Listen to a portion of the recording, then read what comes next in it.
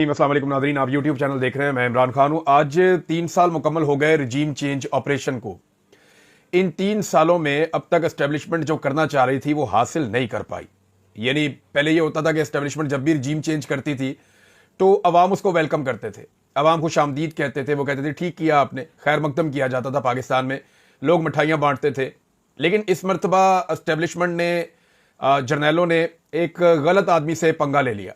ये आदमी कौम की नज़रों में करप्ट नहीं था, बेईमान नहीं था, फ्रॉडिया नहीं था, और इस आदमी के किरदार के हवाले से कौम बड़ी क्लियर थी। और वो ये जानते थे कि इसको ज़ाती लालच कोई नहीं है, ये जो भी कर रहा है अपने मुल्क के लोगों के लिए कर रहा है। इसके फैसले गलत हो सकते हैं लेकिन इसकी नीयत खराब नहीं है। तो जब एस्टेब्लिशमेंट ने एक डिफरेंट आदमी के साथ पंगा लिया, रवायती सियासतदानों को छोड़कर उन्होंने एक ऐसे सियासतदान से पंगा लिया जो हुकूमत से ज़्यादा लीडरशिप में यकीन रखता है, जो नज़रियात के ऊपर चलता है। जब उससे पंगा लिया तो फिर काम खराब हो गया और इस पे बेशुमार इल्जामात लगाए गए, लेकिन लोग मुतमईन नहीं हुए। उल्टा यह हुआ कि पहली मरतबा तारीख में अवाम बजाय इसके कि एस्टेब्लिशमेंट के साथ या जर्नैलों की सोच के साथ खड़ी होती, अवाम पहली मरतबा पूरी शिद्दत से दूसरी जानिब खड़े हुए तन्हा, अकेले और निहत्ते शख्स के साथ खड़ी हो गई। लोग उसके साथ जुड़ गए और फिर उस शख्स ने, इमरान खान ने, अपनी जुर्रत से, बहादुरी से, हिम्मत से, हार ना मानने की जो उसकी जबिल्लत है उससे उसने पाकिस्तान की एस्टेब्लिशमेंट को तिगनी का नाच नचवा दिया। यानी एस्टेब्लिशमेंट को कोई भी आदमी पाकिस्तान की तारीख में इतना भारी नहीं पड़ा जितना इमरान खान पड़ा है। जुल्फिकार जी भुट्टो का मसला था, उन्होंने फांसी देके हल कर लिया था और अवाम ने उस वक्त जो रद्दमल दिया था वो भी सतही नौइयत का था, इस लेवल का शऊर नहीं था। लियाकत अली खान साहब जो हैं वो गोली लगी और बात खत्म हो गई।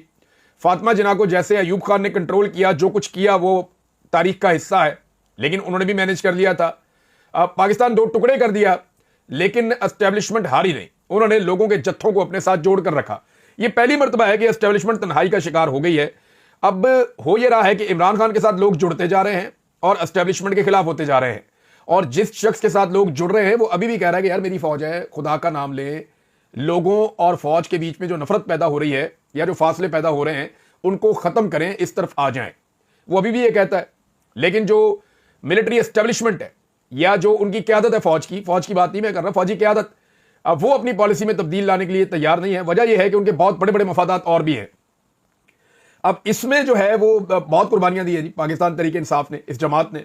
ऐसी तारीख में कोई मिसाल नहीं मिलती। रिकॉर्ड गिरफ्तारियां हैं, 20,000 से ज्यादा गिरफ्तारियां। कोई आर्म फोर्स भी हो ना, कोई जबरदस्त किस्म की फौज भी हो, उसके भी 2,000 बंदे गिरफ्तार हो जाए ना तो उसका मोराल डाउन हो जाता है।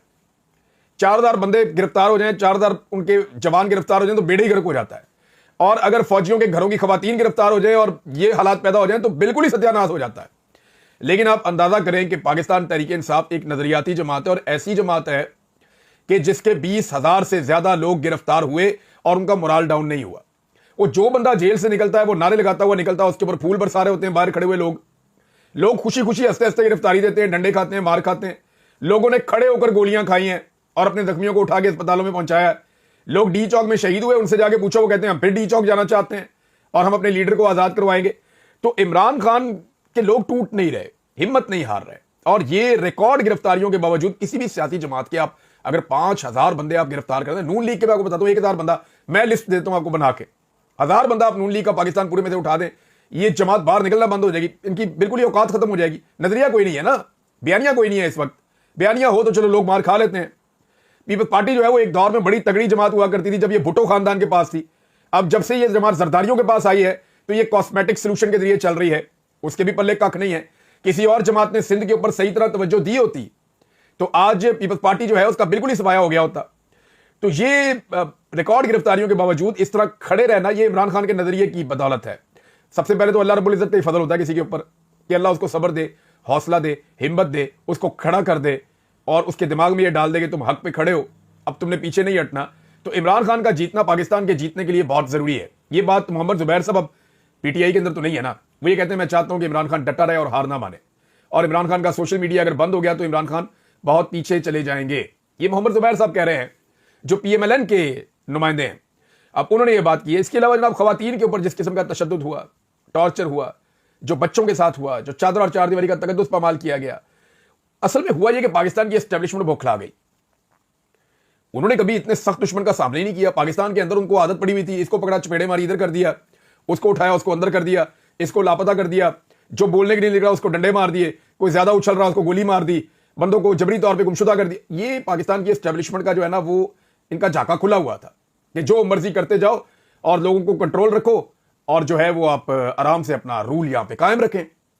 लेकिन पहली दफा ना इनका मुकाबला हो गया एक ऐसे आदमी से जिसने लोगों को नजरिया दिया, लोगों को खड़ा कर दिया और लोग हार नहीं मान रहे, ना वो आदमी हार मान रहा है। तो इसमें एस्टेब्लिशमेंट पहले तो बुखलाहट का शिकार हो गई, उसके बाद उन्होंने जनाब इस चीज को एक चैलेंज के तौर पे ले लिया और तब से लेकर अब तक लगातार कभी ओवरसीज पाकिस्तानियों पे अटैक होता है, कभी सोशल मीडिया पे अटैक होता है, कभी लोग जबरी तौर पे लापता किए जाते हैं। लेकिन पुरअमन तहरीक की इससे बड़ी मिसाल और कोई नहीं होगी। इमरान खान साहब के बदतरीन मुखालिफ भी चंद बातें मानते हैं। एक, वो आदमी करप्ट नहीं है, बेईमान नहीं है। दूसरा, वो आदमी पाकिस्तान का गद्दार और दुश्मन नहीं है। तीसरा, उनके बदतरीन मुखालिफिन भी इमरान खान साहब के ये मानते हैं कि पाकिस्तान की एस्टेब्लिशमेंट को अगर किसी ने नाकों चने चबवाए हैं, इन जर्नैलों को पहली मरतबा किसी ने सोचने पर मजबूर किया है और किसी ने इनको दीवार के साथ लगाया है, तो वो इमरान खान है। और ये उसने बड़े पुरअमन तरीके से किया है, जेल में बैठकर किया है। अब ना इमरान खान हार मानता है, ला उसके लोग हार मानते हैं। रजीम चेंज ऑपरेशन को 3 साल मुकम्मल हो गए। मेरी गुजारिश है पाकिस्तान के फैसला साजों से या पाकिस्तान की मिलिट्री एस्टेब्लिशमेंट से कि जरा बैठ के तन्हाई में सोचें कि इन 3 सालों में आपने हासिल क्या किया।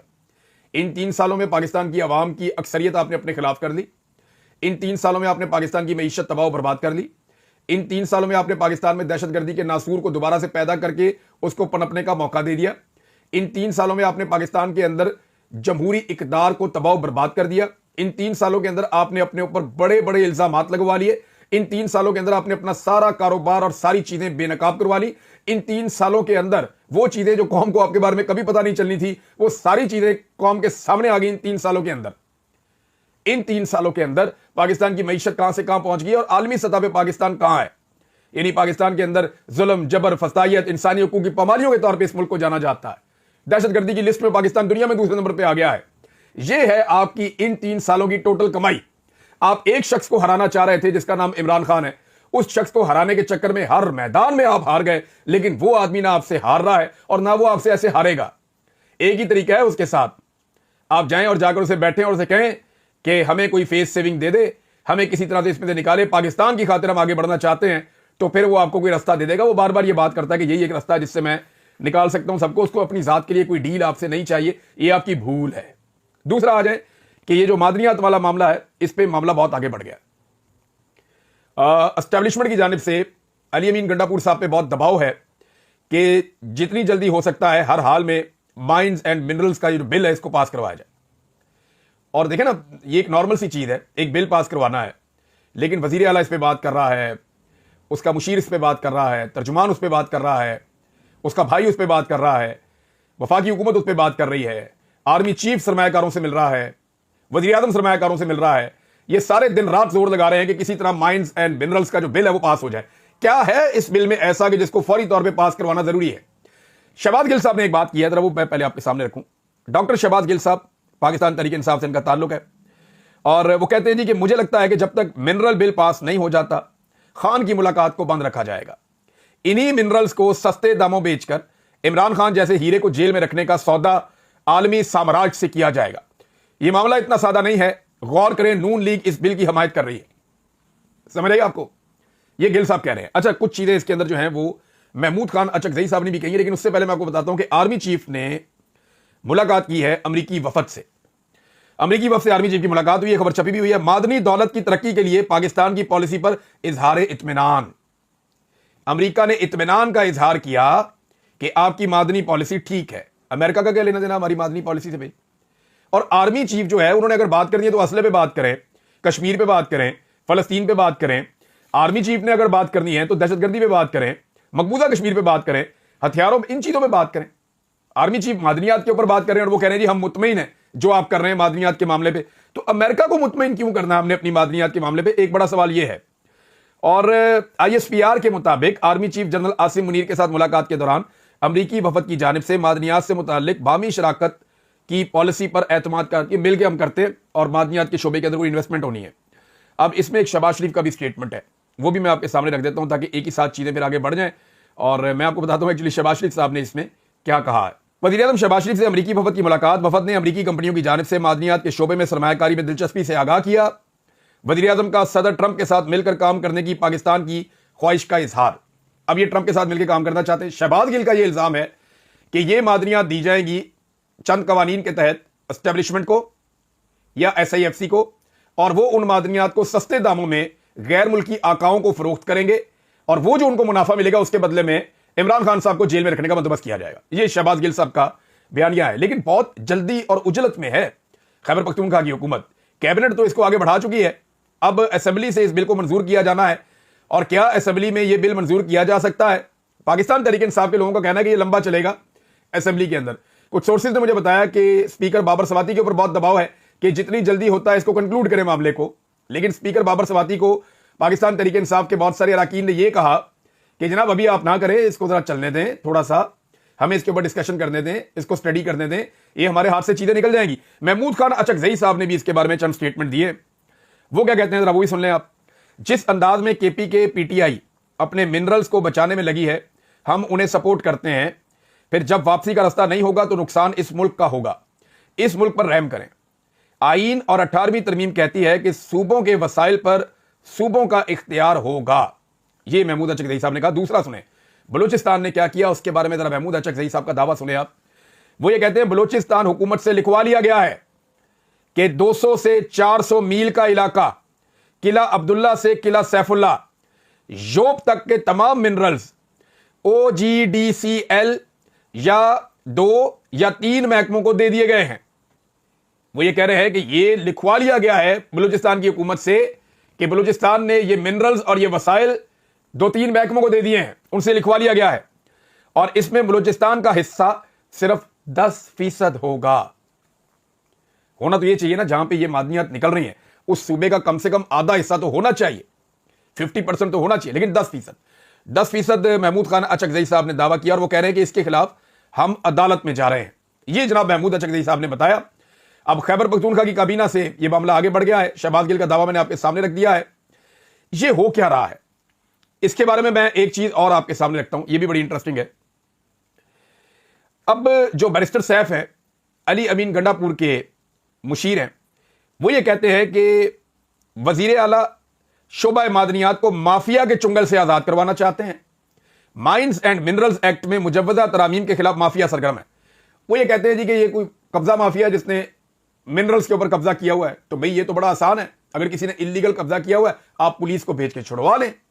पुलिस नहीं कर पाती तो FC को साथ भेज दें, वो नहीं कर पाती तो वहां पे आप लेटर लिखें रेंजर्स को और इनको साथ भिजवाएं फौज को, और जाके कब्जा छुड़वाएं आप मिनरल्स के ऊपर से। क्या कब्जा छुड़वाने के लिए असेंबली से करारदाद करवानी पड़ेगी आपको, या असेंबली से आपको बिल पास करवाना पड़ेगा? यानी माफिया से कब्जा अगर छुड़वाना है तो कानून तो पहले ही मौजूद है कि कब्जा हो ही नहीं सकता और कब्जा होना ही नहीं चाहिए। और चुंगल से आजाद करवाने का क्या मतलब है? किसके चुंगल में है वो? किसने कब्जा किया हुआ है? कौन मादनियां निकाल रहा है पाकिस्तान की, बलूचिस्तान की या खैबर पख्तूनख्वा की? भाई जो भी करेगा इलीगल काम उसके खिलाफ स्टेट को एक्शन लेना चाहिए, और स्टेट एक तरीके से चलती है। देखें अब ये कहते हैं कि जी आप जाएं और जाके वो पूरा कानून पढ़ें, उसके कुछ हिस्से मैंने पढ़े, लेकिन देखें कानून पढ़ने में तो 26वीं आईनी तरमीम भी बड़ी खूबसूरत थी, बड़ी जबरदस्त थी। कुछ लोग दावा कर रहे हैं कि जब तक ये बिल मंजूर नहीं हो जाता तब तक इमरान खान साहब से मुलाकात भी नहीं करवाई जाएगी और मुलाकातों को खोला नहीं जाएगा जब तक ये बिल पास नहीं कर देती खैबर पख्तूनख्वा की असेंबली। और ये इनके लिए जीने मरने का मसला बना हुआ, इसलिए कि आपको याद होगा मैंने आपको बताया थोड़ा अर्सा पहले कि सऊदी अरब को भी इन्होंने बलूचिस्तान में जो माइंस है उनके अंदर एक बड़ा हिस्सा दिया था। रिकोडिक का गालिबन आई थी खबर, और मैंने आपको बताया था कि जिन पैसों में इन्होंने दिया है वो उनसे ज्यादा पैसों का है। जो खबर आई थी उसके मुताबिक मैंने आपको कैलकुलेट करके बताया था कि वो कितना बड़ा उसके अंदर मुनाफा हो सकता है, लेकिन वो किस तरह दिया गया है ये उस वक्त की खबर के मुताबिक मैंने आपको अपना तजिया दिया था। अब ऐसे ही ये मिनरल्स जो है अगर इनको ओने पोने बेचा जाए तो जो खरीदने वाले हैं वो तो आपको कोई भी फायदा देंगे। ये बात शहबाज गिल साहब ने उठाई है। अब आ जाए नाजरीन इस मामले के ऊपर कि इसका बनेगा क्या, तो मैं आपको ये बताऊं कि पाकिस्तान की अवाम ने इसको ले लिया 26वीं आईनी तरमीम की तरह। अब लोग गुस्से में क्यों हैं? देखें जो भी इख्तियारात अली अमीन गंडापुर देगा वफाकी हुकूमत को, वो उस हुकूमत को जाएंगे जो फार्म 47 की जाली हुकूमत है। तो क्या पाकिस्तान के जो वसाइल हैं उनका फैसला वो लोग कर सकते हैं जिनके पास जाली मैंडेट है? और अली अमीन गंडापुर साहब अपनी असेंबली के जरिए से खुद लिख कर दे रहे हैं कि जी हमारे वसाइल का, हमारी मादनियात का आप फैसला कीजिए, क्योंकि आप जाली मैंडेट के ऊपर आकर बैठे हुए हैं। भाई कोई लेजिटिमेट गवर्नमेंट आए जिसके बाद अवाम का मैंडेट हो, जो अवाम को जवाबदेह हो, जिन्होंने ये मुल्क छोड़ के भागना ना हो, तो उनको तो आप अपने वसाइल दे सकते हैं। फिर भी सूबों के वसाइल सूबों के पास रहने चाहिए। लेकिन अगर एक गवर्नमेंट लेजिटिमेट ही नहीं है, वो जाली हुकूमत है, उसको उठा के आप दे रहे हैं। ये देखें ना, ये एक नॉर्मल चीज बनाई जा रही है। पहले अली अमीन गंडापुर साहब जब मिलते थे अब फेडरल गवर्नमेंट को, तो एक बड़ी खबर बनती थी कि भी कैसे मिला, हाथ क्यों मिलाया, गले क्यों मिला। वो कहते थे मैं बड़ी मजबूरी से मिलता हूं, बड़ी तकलीफ से मिलता हूं। लेकिन नाउ इट्स नॉर्मल। अब वो ये कहते हैं ये वर्किंग रिलेशन है। ये वक्त के साथ साथ चीजों को नॉर्मलाइज कर रहे हैं। ऐसा लगता है कि ये 5 साल अगर पूरे करवाने इस हुकूमत के, तो एक वक्त ऐसा आएगा कि इमरान खान साहब की बात कम सुना करेगी खैबर पख्तूनख्वा की हुकूमत, और फेडरल गवर्नमेंट की बात ज्यादा सुना करेगी खैबर पख्तूनख्वा की हुकूमत। ये वक्त आ जाएगा क्योंकि चीजों को नॉर्मलाइज किया जा रहा है ना। अगर आप 1 साल पीछे चले जाए तो ये जो कुछ भी अभी खैबर पख्तूनख्वा की हुकूमत कर रही है, अगर 1 साल पहले कर रही होती तो किस तरह का रद्द-ए-अमल होता, या क्या ये कर सकती थी? नहीं कर सकती थी। ये चीजों को आहिस्ता आहिस्ता आहिस्ता नॉर्मलाइज कर रहे हैं लोग। उस समय इसलिए है कि जनाब ये एस्टेब्लिशमेंट जिसने बेड़े गर्क कर दिया है, और एस्टेब्लिशमेंट से लोग वैसे ही नाराज है। तो लोग कहते हैं एक तो आप इनके हाथ में क्यों दे रहे हैं इख्तियारात, दूसरा लोग ये कहते हैं कि इख्तियारात जो है, और जो खैबर पख्तूनख्वा की गवर्नमेंट कहती है ना ब्यूरोक्रेसी के पास है इख्तियारात, हमारा वजीर है बीच में, तो ब्यूरोक्रेट तो अली अमीन की बात भी नहीं सुनते। ये मैंने आपको पहले बताया था। अली अमीन गंडापुर के पास तो ये इख्तियार नहीं है कि वो अपनी मर्जी से ट्रांसफर पोस्टिंग कर सके बड़े पैमाने पे। यानी उनके पास ये नहीं इख्तियार कि वो अपना आईजी और अपना चीफ सेक्रेटरी ला सके। रोते रहे बड़ा लंबा अरसा ये जा जाके वहां पे एस्टेब्लिशमेंट के आगे, हुकूमत के आगे अपनी मर्जी का आईजी तक नहीं ला सके। वो सारे कंट्रोल होते हैं एस्टेब्लिशमेंट के हाथों से। तो इसलिए ये ब्यूरोक्रेसी के कंट्रोल में तो समझे उन्हीं के कंट्रोल में जो अपने कंट्रोल में रखना चाहते हैं। अब नाज़रीन, इमरान खान साहब को जो है वो बार बार ये मशवरा दिया जाता है, सियासतदान भी देते हैं, सहाफ़ी भी देते हैं, बार बार एक बात वो करते हैं कि इमरान खान साहब जब तक अपना रवैया नहीं बदलेंगे वो जेल से बाहर नहीं आएंगे। ये सारे लोग ये कहते हैं इमरान खान साहब को कि जब तक आप अपना तर्ज सियासत नहीं बदलेंगे। इमरान खान के केसों का तर्ज सियासत से या रवैये से ताल्लुक है या कानून से ताल्लुक है? फिर ये सारे लोग एतराफ़ जुर्म कर रहे हैं ना, इमरान खान साहब की गिरफ्तारी के मामले को मशकूक बना रहे हैं कि अगर इमरान खान के केसेस उनके तर्ज सियासत को तब्दील करने से या उनके रवैये को तब्दील करने से खत्म हो जाते हैं और वो बाहर आ जाते हैं, तो फिर तो इन केसेस की औकात ही कोई नहीं है। और अगर तो ये कानूनी केसेस हैं तो फिर इमरान खान ऊंची बोले या आहिस्ता, वो सियासत ऐसे करें या ऐसे, जैसे मर्जी करें, फिर तो उनके केस खत्म होने चाहिए कानून के मुताबिक, या सजा होनी चाहिए कानून के मुताबिक। तो एक्चुअली जो टाउट्स हैं वो खुद ये एतराफ़ जुर्म करते हैं कि पाकिस्तान की मिलिट्री एस्टेब्लिशमेंट ने ये जाली केस बनाए हुए हैं, और इसलिए बनाए हैं कि वो इमरान खान साहब को तब्दील करना चाहते हैं। लेकिन मुझे नहीं लगता इमरान खान तब्दील होंगे, उनका डीएनए अलग है। और एक चीज मैं आपको बताऊं, जो लोग कुरानी आयात पढ़ के और इस्लामी मिसालें देकर औरतों के एहतराम के दर्स दिया करते थे, उन्होंने क्या किया औरतों के साथ कल के दिन में? पाकिस्तान तहरीक इंसाफ की खवातीन को तशद्दुद करके जख्मी किया गया, और फिर मीडिया के लोग जो वहां मौजूद थे या बाकी लोग, उनके मोबाइल फोन छीन कर इवन उनके मोबाइल फोन रख भी लिए, और कईयों की वीडियोस डिलीट की गई। मीडिया को हरासा करने का यह पहला वाकया नहीं है, बार बार किया जाता है। खवातीन जख्मी हुई हैं कल पाकिस्तान तहरीक इंसाफ की, उनकी बहनों को ले जाकर इतनी दूर एक वीराने के अंदर छोड़कर पुलिस भाग गई है। यह किया गया, कुरानी आयात सुनाई जाती हैं, औरतों के एहतराम की बात की जाती है, और फिर औरतों के साथ यह सलूक किया जाता है। क्या औरतें सिर्फ आपके घर की हैं, आपके खानदान की हैं, या 2 खानदान हैं और क्या नाम है, एक शरीफ खानदान और एक जरदारी खानदान, बस इन घरों के अंदर औरतें रहती है, बाकी जगहों पे औरतें नहीं रहती है। उन औरतों की इज्जत नहीं है भाई, इज्जतों का रखवाला समझा जाता है आपको, और आप औरतों के साथ ये कर रहे हैं। हमें दर्ज देते हैं कुछ और खुद करते हैं कुछ और। ये खवातीन के साथ नाइंसाफी है जो मारंग बलोच के साथ हो रहा है, उनके साथ जो दीगर खवातीन है उनके साथ जो हो रहा है। और जुर्म क्या है कि वो इंसाफ मांगते हैं, और इसी पादाश में उन्हें जो है पाबंदे सलासल रखा गया है। उनके लिए एहतजाज भी हो रहा है। अब इनको होश आई है कि अख्तर मेंगल तो नहीं मानता भाई, वो तो बैठे हैं एहतजाज कर रहे हैं, धरना दिया हुआ है, लगभग 2 हफ्ते होने वाले उनके एहतजाज को, और ये शिद्दत इख्तियार कर जाएगा आने वाले दिनों में। अब इसमें जो है वो नवाज शरीफ साहब ने कहा कि जाके अख्तर मेंगल साहब से बात करें, क्योंकि बलूचिस्तान से कोई वफद आया था, उन्होंने नवाज शरीफ साहब से मुलाकात की है कि जी ज्यादती हो रही है। और देखिए ये सबको पता है कि बलूचिस्तान हाथ से निकल रहा है। अगर किसी को फिक्र नहीं है तो वो बिलावल और जरदारी, इन दोनों को फिक्र नहीं है। बिलावल 10 दिन के दुबई के दौरे पर चला गया है। कराची के सिंध के हालात आपके सामने हैं, लोग नहरों का रोना रो रहे हैं, किसान को पानी नहीं मिल रहा, खुश्क साली आई हुई है सिंध में, 100 साल का रिकॉर्ड टूट गया है सिंध में, ये हालात पैदा हो गए हैं। सिंध का हारी जो है वो एहतजाज कर रहा है और बिलावल दुबई में एंजॉय कर रहा है। बिलावल का वालिद अस्पताल में, आप अंदाजा कर लीजिए, और वो दुबई में एंजॉय कर रहा है। ये मेरी समझ से बाहर है कि अवाम इनको वोट देती क्यों है? क्या अवाम बेवकूफ है? यदि अवाम बेवकूफ तो नहीं हो सकती, मुझे लगता है इनको वोट देती नहीं अवाम, ये कोई चक्कर चला देते हैं हर दफा, और डब्बों में वोट डलते किसी और के, निकलते किसी और के हैं। ये तो पाकिस्तान में एक नॉर्मल चीज है। अब इस वक्त नाजरीन फरदुल्ला बाबर साहब पे एफआईए ने एक कार्रवाई शुरू कर दी है, और इंटरेस्टिंग बात मैं आपको बताऊं, फरदुल्ला बाबर साहब इस तरह के बंदे ही नहीं है। मैं आपको मुस्तफा नवाज खोखर साहब ने उनके साथ काम किया हुआ है। मुस्तफा नवाज खोखर साहब ने उस पर एक स्टेटमेंट भी दिया है, वो मैं आपको पढ़ के सुनाता हूं। वो ये कहते हैं, या खुदा ये पीपल्स पार्टी को क्या हो गया? एक ऐसा शख्स जिसकी सारी जिंदगी हमारे सामने है, बेदाग, खुददार और सच्चा आदमी, उसके साथ उम्र के इस हिस्से में यह सलूक। फर्दुल्ला बाबर को FIA की जानिब से करप्शन का नोटिस इंतहाई काबिल मुजम्मत और परेशान कुन है। वजह नादिर बलोच साहब बताते हैं कि जनाब इन्होंने इंसानी हकूक की पामालियों के खिलाफ चंद जगहों पर आवाज उठाई और चंद जगहों पर वकला की सपोर्ट की, और उसके बाद FIA उनके भी पीछे लग गई। ये मारंग बलोच के हक में बात करते हैं और इन्होंने कुछ जगहों पे शिरकत भी की प्रोग्राम्स के अंदर। अब FIA ने इनको नोटिस भेज दिया है। ये औकात है पीपल्स पार्टी की, बल्कि पीपल्स पार्टी की क्या मैं बोलूं, जरदारी खानदान की। और इन्होंने अपने आप को गिरवी रखा हुआ है, अपनी पूरी पॉलिटिकल पार्टी को भी एस्टेब्लिशमेंट के पास। अब तक के लिए इतने अपना